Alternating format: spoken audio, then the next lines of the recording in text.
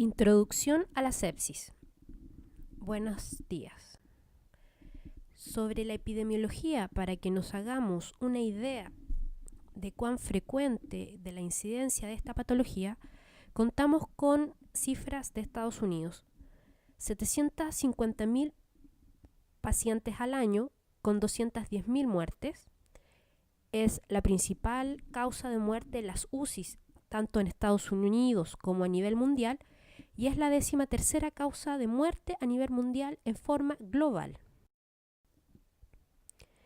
En la siguiente diapositiva podemos observar un diagrama donde tenemos la sepsis, luego un porcentaje será sepsis severa y luego un porcentaje shock séptico. Sepsis, tenemos 400.000 casos según el señor Greg Martin y David Menino en uno de sus trabajos. De estos 400.000 casos, 300.000 serán sepsis severa y de estas 200.000 pasaron a shock séptico. En el lado derecho tenemos el porcentaje de mortalidad y el número de muerte en forma anual. En 1991 se hizo un consenso para definir lo que es infección, síndrome de respuesta inflamatoria, sepsis, sepsis severa, shock séptico, y es lo que veremos a continuación. Una infección, ¿qué es? Es una respuesta inflamatoria que se origina en un tejido que normalmente es estéril y que es invadido por microorganismos o que cuenta con la presencia de microorganismos. Eso es lo que es una infección. Un síndrome de respuesta inflamatoria sistémica o SIRS es una respuesta inflamatoria sistémica, como bien lo dice su nombre, a una amplia variedad de noxas. Más adelante vamos a definirlo con más detalle. Una sepsis es una respuesta inflamatoria sistémica, pero a la infección. Recordar que el SIRS puede ser originado por una noxa bacteriana de microorganismo o por otro tipo. Una bacteremia es la presencia de bacterias viables que se pueden reproducir en el torrente sanguíneo. Y la sepsis es una infección conocida o sospechada más 2 criterios de SIRS, que es lo que vamos a ver enseguida. ¿Qué es un SIRS? Necesitamos 2 o más de los siguientes criterios para decir que el paciente está o tiene un SIRS. Que tenga temperatura mayor a 38 grados o menor a 36, que su frecuencia cardíaca sea mayor a 90 latidos por minuto, que su frecuencia respiratoria sea mayor a 20 ciclos por minuto o tenga una PCO2 menor a 32 milímetros de mercurio. El último criterio es que los leucocitos sean mayor a 12.000 o menor a 4.000 o que exista en el hemograma más del 10% de sus formas inmaduras. Por lo tanto, esta es la definición base para poder catalogar un paciente como si está séptico, séptico severo, en shock séptico, porque todos se basan en un SIRS. Entonces, recordar que para tener un SIRS se necesitan 2 mínimo de estos criterios que acabamos de nombrar. En este diagrama podemos ver la relación entre sepsis y SIRS. Es un diagrama adaptado de un trabajo de Bonn, en que vemos, por un lado, tenemos el SIRS al medio y que puede ser originado por una causa infecciosa, que es la sepsis, o por otras causas como el trauma, una quemadura, una pancreatitis. O sea, puede ser originadas por causas infecciosas y no infecciosas. Por otro lado, la sepsis, que es parte del SIRS, fue originada por una infección y la bacteremia es común a la sepsis y a la infección. Una sepsis severa es una sepsis más disfunción de uno o más órganos. ¿Cómo definir una disfunción orgánica? Cuando hay una injuria pulmonar aguda, cuando hay alteración de la coagulación, cuando hay trombocitopenia, compromiso de conciencia, falla renal, falla hepática o cardíaca, cuando hay hipoperfusión más acidosis láctica. O sea, una sepsis severa es una sepsis, o sea, un CIRS más un foco infeccioso más alguna disfunción de uno, por lo menos un órgano o más.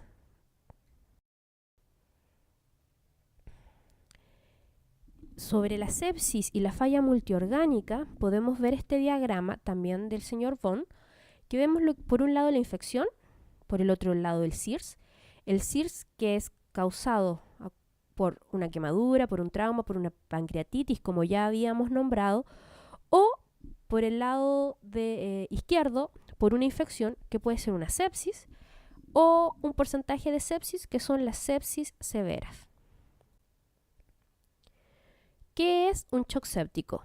Es una sepsis más una hipotensión a pesar de una resucitación adecuada, más una alteración de la perfusión, es decir, una acidosis láctica, oliguria o un compromiso de conciencia.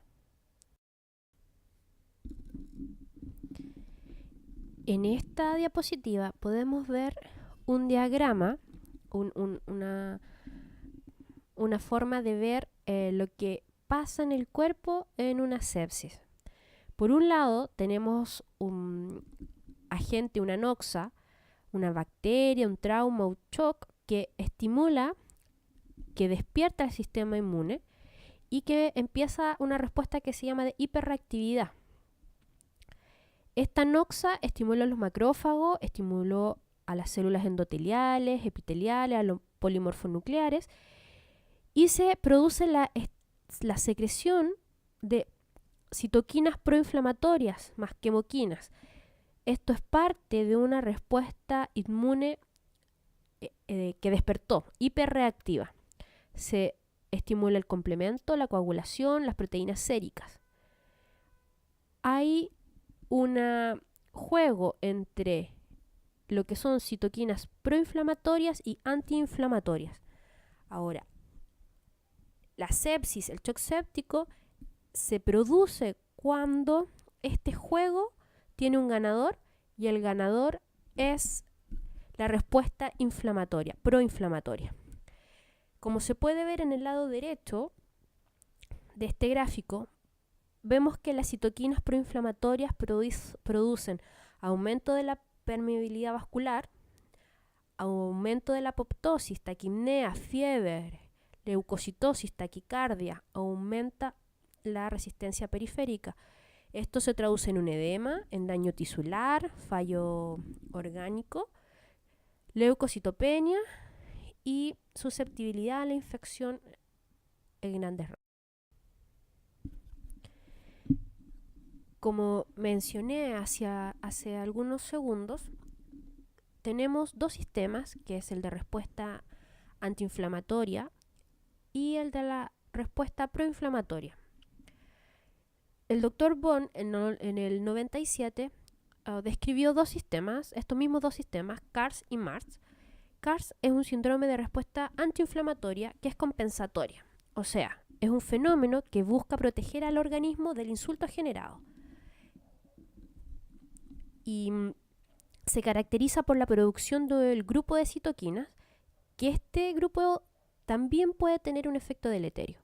Y el MARS es un síndrome de respuesta antagonista mixta y es un estadio intermedio entre el CIRS y el CARS, donde ambas fuerzas buscan encontrar un equilibrio para regular la homeostasis, o sea, para que no haya ni un estado ni proinflamatorio ni antiinflamatorio. En la siguiente diapositiva vemos lo que el CIRS y el CARS. Tenemos nuestro insulto, que es la línea media, y por encima lo que es la respuesta inflamatoria sistémica, el CIRS, y por debajo el downregulation, que es el CARS. O sea, tenemos un estado que es proinflamatorio y el sistema CARS, que es el antiinflamatorio. Ahora, lo que se busca, el MARS, busca el equilibrio entre estos dos sistemas. Para que se desarrolle el CIRS, fueron Para poderlo entender mejor, se describieron fases por el Dr. Bond en el 97, y la primera fase es la que se produce como respuesta a la injuria local. Se producen citoquinas. En la fase 2 hay una pequeña cantidad de estas citoquinas que son liberadas a la circulación y activan células inflamatorias y proteínas de respuesta de fase aguda. En la fase 3 se empieza a descontrolar la cascada inflamatoria. Empezamos con pérdida de la integridad capilar, estimulación de la producción de óxido nítrico, alteración de la distribución del flujo microvascular, y empieza la injuria y disfunción. Volvemos a ver esta imagen para que nos quede claro que esta respuesta inflamatoria al CIRS puede ser originada por causas infecciosas o no infecciosas, ¿cierto? Bacterias, trauma, shock. Y esta noxa es la que estimula la producción de citoquinas proinflamatorias. Se activa el sistema de complemento, de coagulación, proteínas séricas de fase aguda, y es esto lo que determina el aumento de la permeabilidad vascular, el aumento de la apoptosis, taquipnea, fiebre, todos los signos y síntomas que ya mencionamos anteriormente. Tenemos primero una hiperreactividad de la respuesta inmune y luego un descontrol de la fase proinflamatoria versus la antiinflamatoria. Estos son los mediadores proinflamatorios: la endotoxina bacteriana, el TNF-alfa, que es el factor de necrosis tumoral, alfa, interleucina 1, 6, 8, el factor activador de plaquetas, el interferón gamma, las prostaglandinas, los leucotrienos, el óxido nítrico. Ahora, en este diagrama podemos ver una infección, se estimula la secreción de mediadores inflamatorios, y estos produce, por un lado, al lado derecho, una disfunción endotelial que nos lleva al edema. Los mediadores inflamatorios nos llevan a la vasoconstricción. Por otro lado, al lado izquierdo, vasodilatación, hipotensión. Todos estos fenómenos nos llevan a una maldistribución del flujo microvascular, lo que se traduce en isquemia, muerte celular y disfunción orgánica. Ahora, la vasodilatación, que es uno de los fenómenos más importantes de la respuesta inflamatoria sistémica, se produce a causa de una pérdida de la respuesta simpática. Hay un downregulation de los receptores en número y en sensibilidad. Se infiere que hay una alteración de la señal. Otro fenómeno que pasa es la liberación de los mediadores inflamatorios, que son vasodilatadores, que ya los vimos en las diapositivas anteriores, la liberación de endotoxinas, que tienen un efecto vasodilatador directo, y un aumento de la producción de óxido nítrico, que tiene un efecto vasodilatador. Ahora, en esta alteración endotelial en la sepsis, hay una transmigración celular que produce disrupción de las uniones celulares. Estas uniones celulares del endotelio son de alguna forma rotas, se produce una ruptura para que pasen células, transmigren células de un espacio al otro, y esto resulta en un aumento de la permeabilidad vascular, o sea, es más permeable, pueden pasar más células de un lado a otro, más sustancias de un lado al otro, y esto se traduce, aparte del aumento de la permeabilidad vascular, en consecuencia un edema tisular. La permeabilidad vascular está aumentada también por citoquinas. Otro proceso, otro fenómeno en la sepsis es la apoptosis, que toma características especiales. Antes que nada vamos a definir lo que es la apoptosis, que es un proceso absolutamente fisiológico, es de muerte celular programada por la célula para eliminar células disfuncionantes o en cantidad excesiva. es una respuesta absolutamente fisiológica, pero la sepsis se ve aumentada por las citoquinas inflamatorias, el óxido nítrico, por la existencia de baja perfusión tisular, por la injuria oxidativa. Las lipoproteínas y los glucocorticoides aumentan la apoptosis en el endotelio y en las células parenquimatosas. El nivel de los receptores apoptóticos circulantes, cuya nombre es SFAS, y la matriz proteicas nucleares, que son marcadores celulares de la apoptosis, están elevados en la disfunción orgánica múltiple. Ahora, se produce en este proceso una injuria tisular mediada por leucocitos. Esto, ¿cómo es que se produce? Se libera toda una cantidad de proteínas, de lactasa, de enzimas, que causan degradación, disrupción de estas uniones célula-célula y empieza a alterar la arquitectura normal de un órgano, alterando su funcionamiento. Por otro lado, tenemos reacciones que son dependientes de oxígeno, que causan un daño directo al DNA celular y a la membrana, que induce apoptosis. La hipoxia citopática que nombramos hace unos segundos atrás es un defecto de la utilización celular del oxígeno. O sea, lo poco que está llegando es mal utilizado o no correctamente utilizado.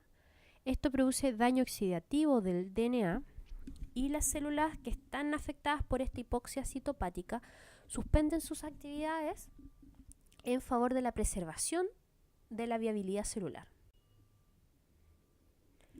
Ahora, esto era la fisiopatología de la sepsis.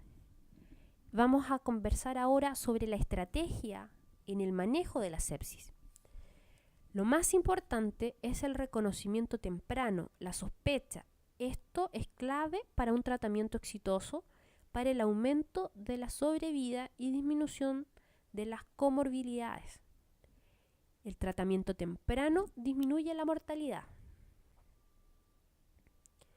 Este estaría compuesto por un soporte hemodinámico correcto, un control del foco infeccioso, una terapia antibiótica de amplio espectro, ventilación mecánica en los casos que corresponde, pseudoanalgesia, terapia nutricional y soporte hematológico. Hay en los últimos años guías de manejo basado en evidencias en la sepsis.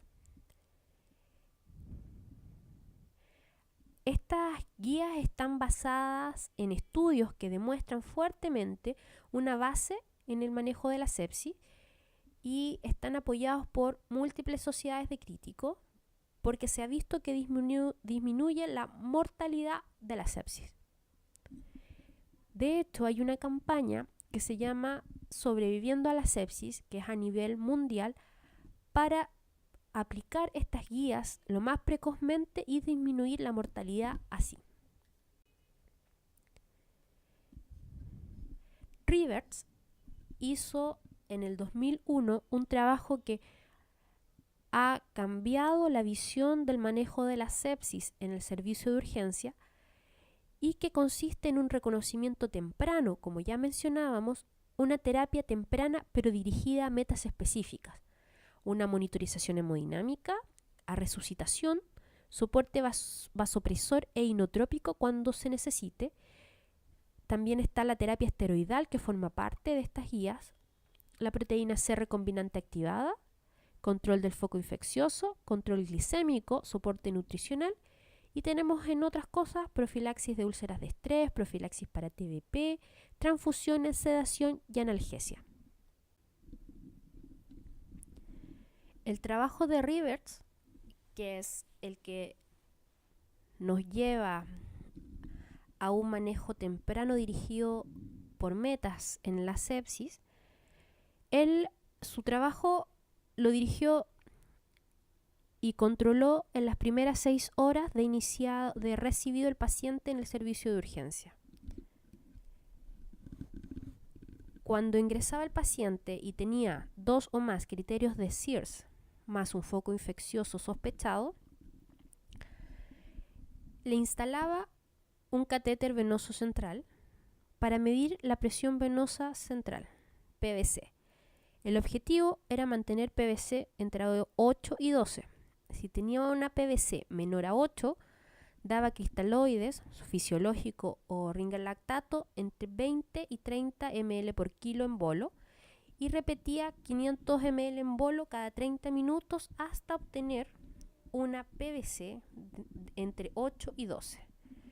Luego mantenía este cristaloide a 150 ml por hora. Una vez que se obtenía esta meta, tener una PVC entre 8 y 12, se fijaba, veía, la presión arterial media que debía ser entre 65 y 90. Si la presión, la PAM, era menor a 65 o la presión sistólica era menor a 90, ponía una línea arterial y empezaba el uso de vasopresores. Los de primera línea es la norepinefrina y seguido de la dopamina. Luego, hidrocortisona 100 miligramos endovenoso por una vez. Una vez obtenido la PAM entre 65 y 90, medía la saturación venosa central de oxígeno, que debía ser mayor a 70. Si esto no era así, era menor a 70, se fijaba en hematocrito, que fuera mayor a 30 o una hemoglobina mayor a 10. Si no era así, transfundía. Si la parte hematocrito, hemoglobina era óptima, consideraba la intubación y el inicio de dobutamina, 2,5 gamas kilo minuto. Así obtenía una saturación venosa central de oxígeno mayor a 70 o mixta mayor a 65. Entonces, los objetivos para una terapia precoz es, del punto de vista hemodinámico, tenemos que obtener en las primeras 6 horas una PVC mayor a 8, una presión arterial media mayor a 65 o una sistólica mayor a 90, una saturación venosa central de oxígeno mayor a 70 o mixta mayor a 65 y una diuresis mayor a 0,5 ml kilo hora. Se aconseja monitorizar el lactato cada 6 horas, antibióticos dentro de las primeras 4 horas, dar corticoide si se sospecha una insuficiencia adrenal o se inician los vasopresores.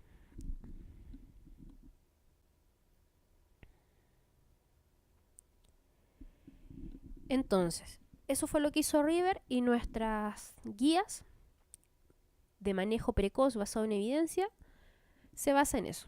Nuestros objetivos entonces en las primeras 6 horas será PVC entre 8 y 12, presión arterial media mayor a 65, diuresis mayor a 0,5 ml kilo hora y saturación venosa central de oxígeno mayor a 70.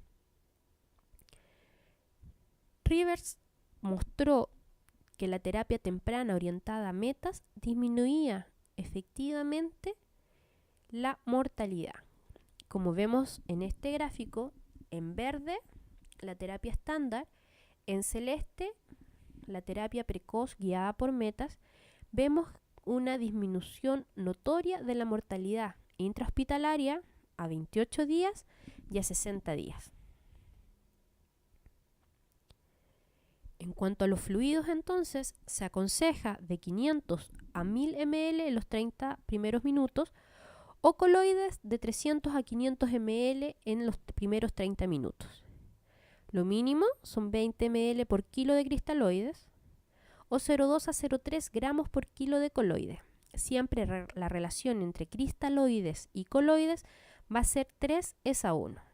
O sea, 3 de cristaloides, 1 de coloides. Y esto es para tener nuestro objetivo de PVC entre 8 y 12. Si a pesar de esto, entonces, nuestra presión arterial media es menor a 65, tenemos que pensar en lo que es los vasopresores. Como primera línea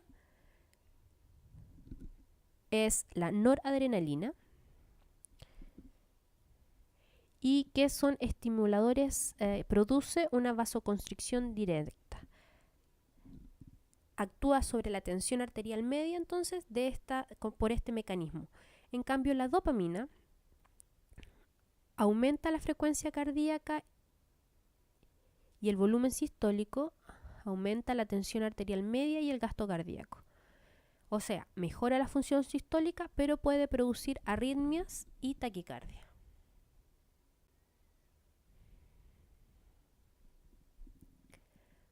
Vamos a repetir entonces con nuestros objetivos con la terapia temprana orientada a metas. Es una PVC entre 8 y 12, una saturación venosa central de oxígeno mayor al 70% y un hematocrito mayor o igual al 30%. Si no podemos obtener esto, la saturación venosa central mayor a oxígeno a 70%, pese a haber mejorado lo que es el hematocrito, la dobutamina hay que utilizarla.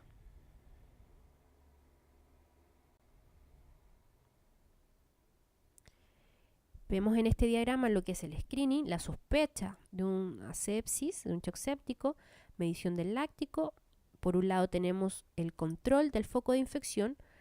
Antes que dar antibióticos, siempre tomar hemocultivos para poder ajustar los antibióticos en una forma posterior al resultado de los hemocultivos y dar antibióticos de amplio espectro.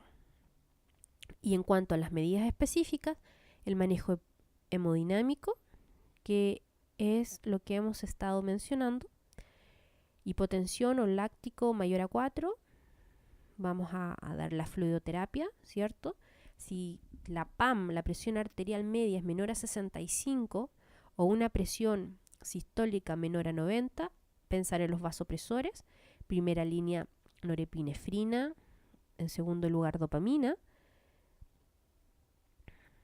Y medir la saturación venosa central de oxígeno, que tiene que ser mayor a 70%, y esto lo llevaríamos aumentando el hematocrito, que sea mayor a 30, y si ya lo tenemos mayor a 30, pensar uso de la dobutamina.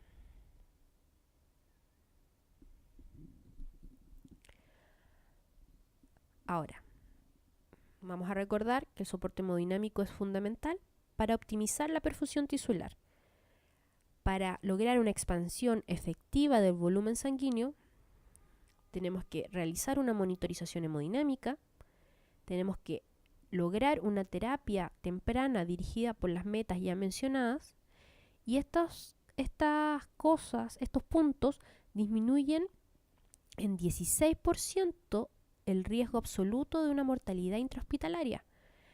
En casi 40% disminuye el riesgo relativo de la mortalidad intrahospitalaria y disminuye la mortalidad a los 28 y a los 60 días, como habíamos visto en el gráfico anterior. Después de haber visto la parte hemodinámica, es simultáneo, todas estas acciones son simultáneas, debemos haber pensado en el control del foco infeccioso. Drenaje de abscesos si corresponde, cirugía si corresponde, una terapia antimicrobiana dirigida a los cultivos, pero esto es en forma posterior. En una primera instancia debemos dar antibióticos de amplio espectro. El soporte nutricional enteral y parenteral importante, y minimizar la terapia inmunosupresora. Cuando ya tenemos una disfunción de órganos, debemos pensar en la terapia de reemplazo de la función renal, por ejemplo, hemofiltración, hemodiálisis, soporte cardiovascular, vasopresores inótropos, que ya lo habíamos pensado, ventilación mecánica, transfusiones para disfunción hematológicas y minimización a la exposición a los hepatotóxicos y a terapias nefrotóxicas. En cuanto a los corticoides, tenemos múltiples estudios desde los años 60 hasta los 80 que no hay gran beneficio mostraban y que había un posible efecto deleterio. Pero en el 2002, el doctor Anane mostró una reducción de 10% de mortalidad en el shock séptico con pacientes con terapia vasopresora, y esto se explica por una insuficiencia adrenal relativa en pacientes que son no respondedores a la CTH. Entonces, se aconseja en un shock refractario, en un paciente que tenemos presión arterial media mayor a 60, con dopamina a mayor a 0,15 gamas kilo-minuto, o Levophed noradrenalina mayor a 0,25 gamas kilo-minuto, dar hidrocortisona 200 o 300 miligramos al día, no dosis mayores. Otra terapia que podemos hacer uso en el shock séptico es la proteína C activada. Los nombres comerciales es Drotecogin alfa o Sigris, y mostró en estudios 6% de reducción de la mortalidad, que fue estadísticamente significativa, y esto se hizo en un estudio multicéntrico que se llama PROWESS. La FDA lo aprobó para su uso en sepsis severa para disminuir la mortalidad. En el gráfico podemos ver placebo en celeste, drotecogin o proteína C activada en amarillo y el porcentaje de mortalidad. Efectivamente vemos una disminución de mortalidad en la sepsis severa. ¿Qué es la proteína C activada? Es un anticoagulante endógeno que tiene propiedades antiinflamatorias. Actualmente sus indicaciones son si tiene una pH más de 25, que esté en shock séptico, que haya falla multiorgánica, que haya un síndrome de distrés respiratorio, una sepsis. ¿Cuáles son las contraindicaciones? Como es un anticoagulante endógeno, que haya sangrado activo, que haya un accidente cerebrovascular en los últimos 3 meses, un TEC severo, una cirugía en el sistema nervioso central menor a 2 meses, un trauma con riesgo de sangrado, un tumor cerebral, catéter epidural. Otro punto importante en el manejo de la sepsis es el control de glicemia, que mantengamos siempre menor a 150 miligramos por decilitro. ¿Por qué? Porque se vio que reduce la prevalencia de bacteremias, de la inflamación prolongada, de la insuficiencia renal aguda con hemodiálisis o ultrafiltración, de la polineuropatía del paciente crítico y disminuye también la necesidad de transfusiones. En cuanto a la ventilación mecánica, se aconseja que sea protectora. Esto quiere decir que el volumen control sea 6 ml por kilo y mantener la presión plató menor a 30 centímetros de agua. Vemos de nuevo este diagrama que por un lado tenemos el foco de infección, en amarillo tenemos lo que es el manejo hemodinámico y en morado en las medidas generales que son muy importantes y que mencionamos como los corticoides, la glicemia, la proteína C activada y lo que es ventilación mecánica.